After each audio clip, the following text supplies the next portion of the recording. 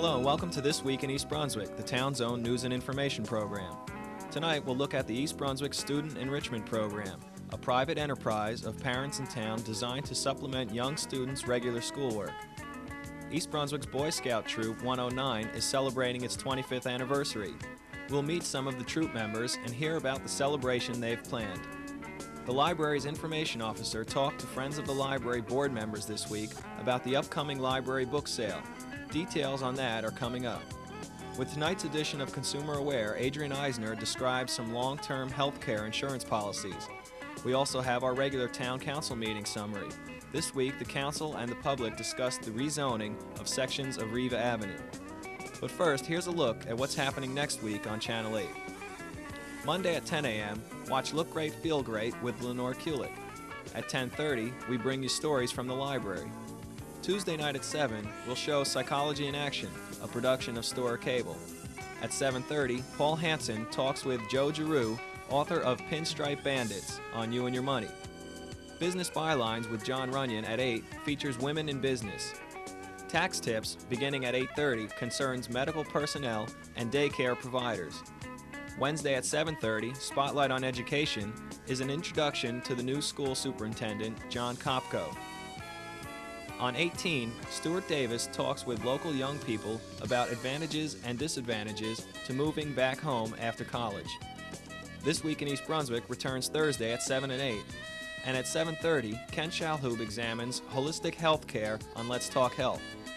Check the Channel 8 program guide for recasts of the week's shows. Hi, I'm Jamie Newmeyer for This Week in East Brunswick. I'm here at Hammersholt School where Saturday morning classes are held as part of the East Brunswick Student Enrichment Program.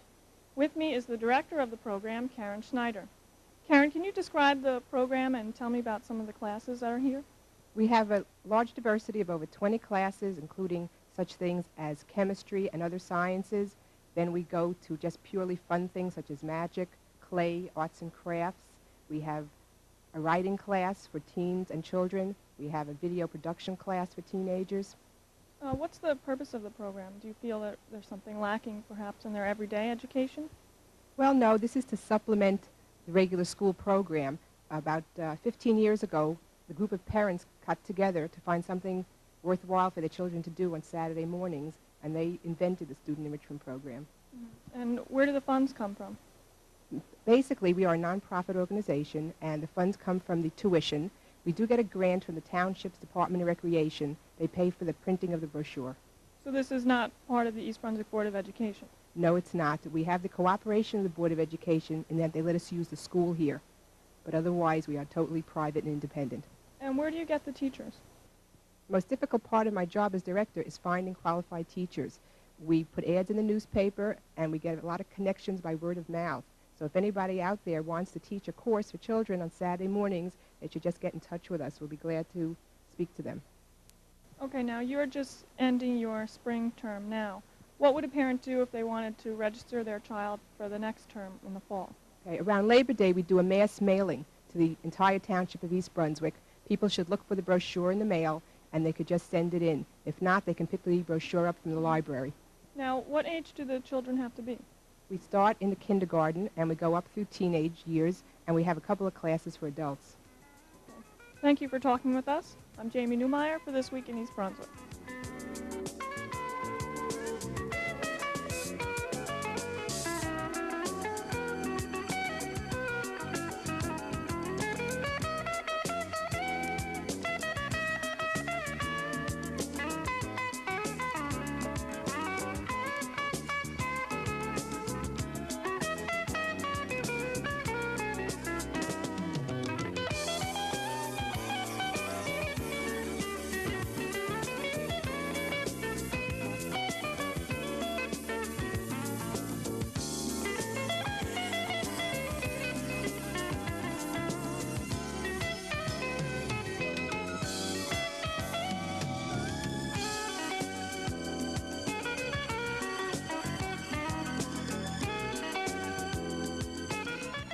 Boy Scout Troop 109 celebrates its 25th anniversary in April.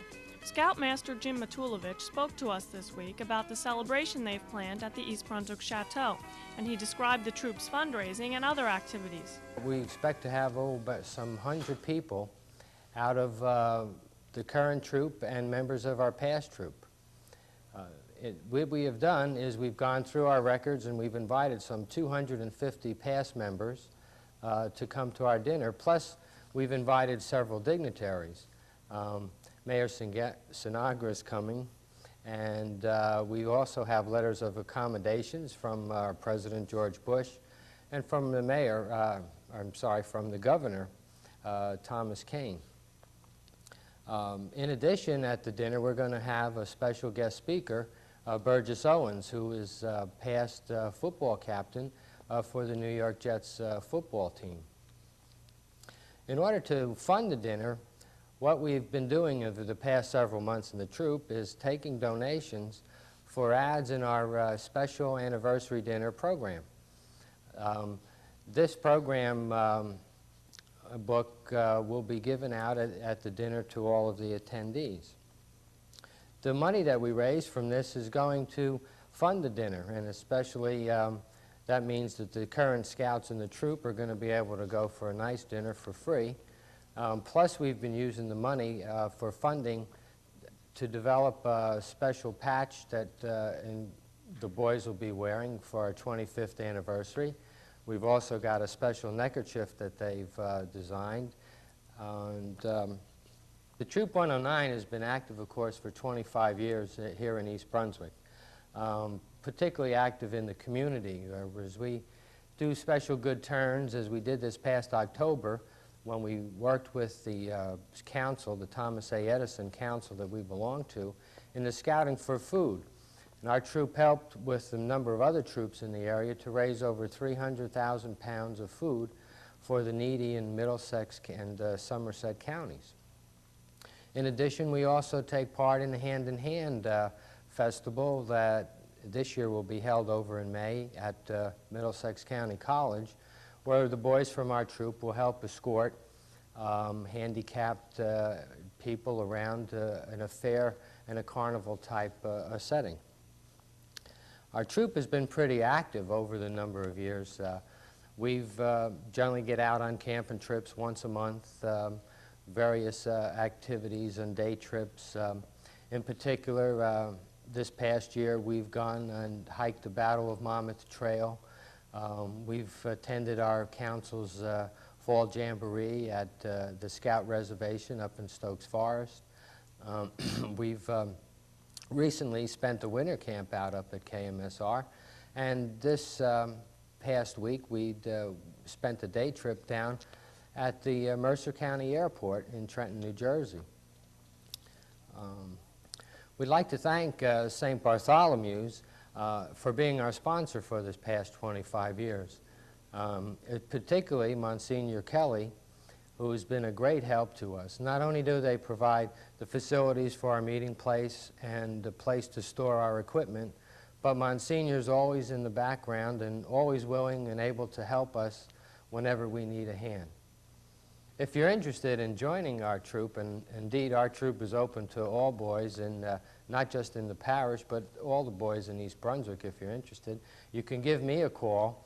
My phone number is 846-0127. Just ask for Jim, and we'll be glad to get in touch with you and get you an application. Thank you. Hello, my name is Douglas Schledzinski, and I'm Assistant Scoutmaster, Boy Scout Troop 109. I'm also one of their past Eagle Scouts.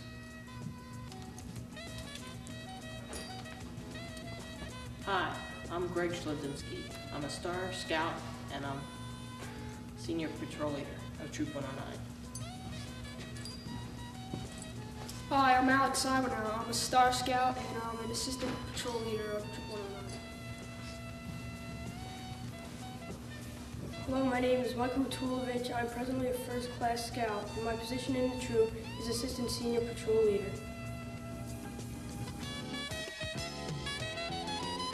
Hi, Hi, I'm Josephine Fiamingo from the East Brunswick Public Library. I'm here today to discuss the Friends of the Library's 15th annual book sale.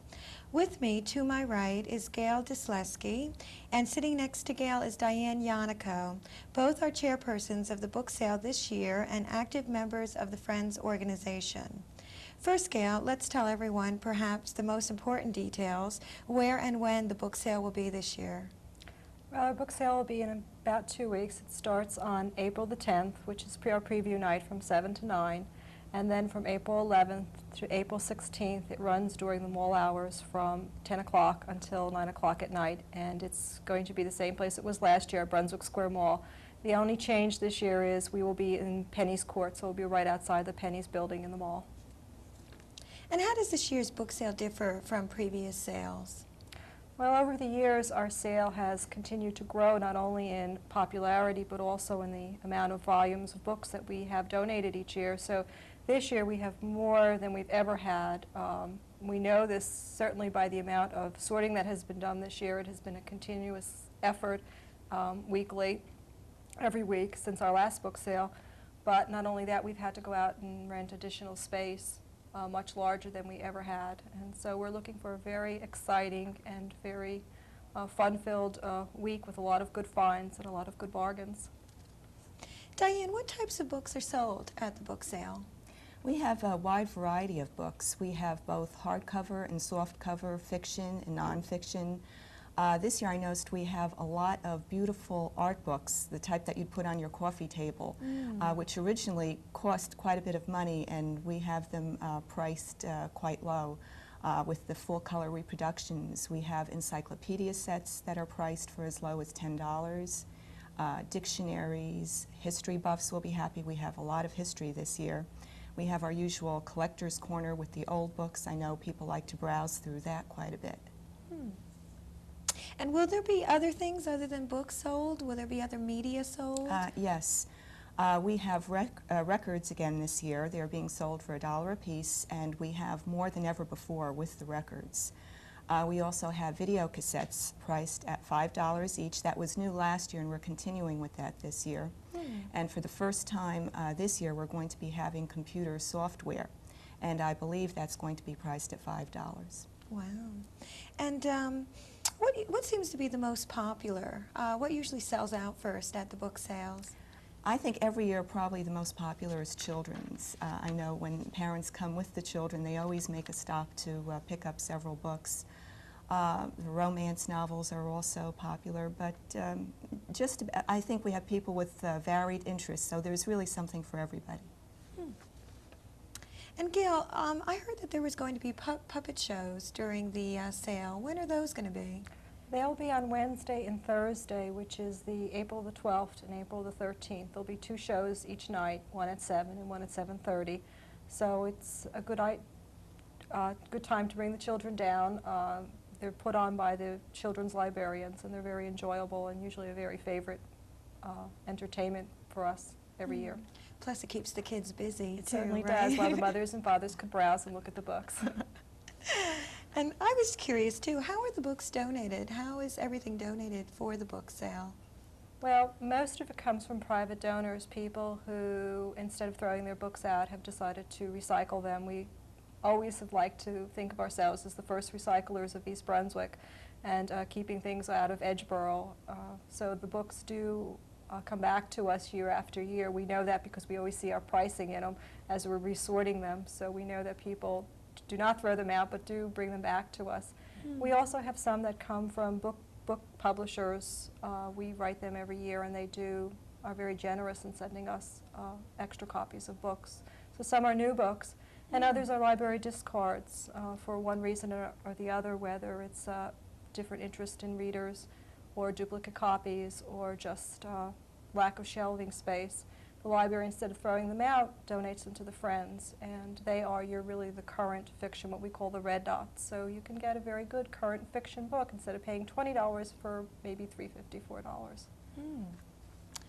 And Diane, who has proceeds from past book sales? What has that enabled the library to do? Well, the Friends funds many different programs. We buy equipment for the library. Currently, during the month of April, I know we're sponsoring the film Bambi, and also the Creative Theater of Princeton is presenting programs for children. During the summer, we will be providing the Teen Library Corps program, in which teens can volunteer their time to the library.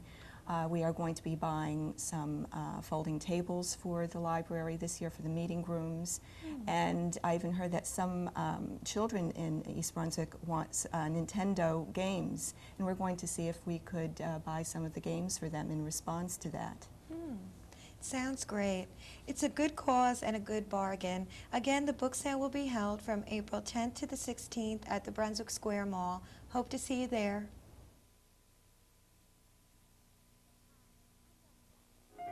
Hi, I'm Dolly Vasta with your arts update for this week. Don't miss the Garden State Ballet coming to Playhouse 22 for 3 exciting performances. This imaginative and talented company, under the brilliant artistic direction of Peter Anastas, will make its premiere appearance April 7th and 8th in Central New Jersey with a program entitled A Not Too Serious Evening of Ballet. Their repertoire will include contra dance, Yes Virginia, another piano ballet, and tangos.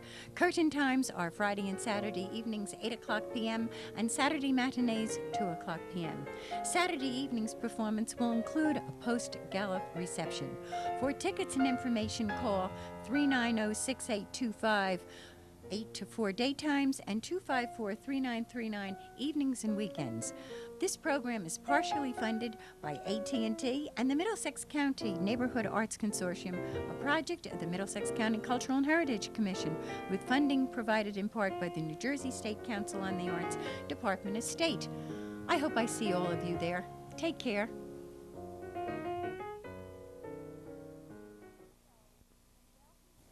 Hello, and welcome to Consumer Aware. I'm Adrienne Eisner, Director of the East Brunswick Consumer Affairs Office. By 1990, nearly 8 million Americans over the age of 65 will need some form of long-term care. Long-term care is the kind of day-in, day-out help that you may need if you are physically unable to care for yourself for a long period of time. Of course, it is impossible to predict if you will need long-term care. No one can foretell the future. However, you should know that neither Medicare nor private Medicare supplements nor employer health insurance will pay for long-term care expenses. You may want to look into getting a long-term care insurance policy, which will cover not only traditional nursing home care, but also home health care. You can read about what long-term care insurance is, how to compare available policies, and what different policies may cover in the Consumer's Guide to Long-Term Care Insurance. For your copy, send 50 cents to the Consumer Information Center, Department 460T, Pueblo, Colorado, 81009.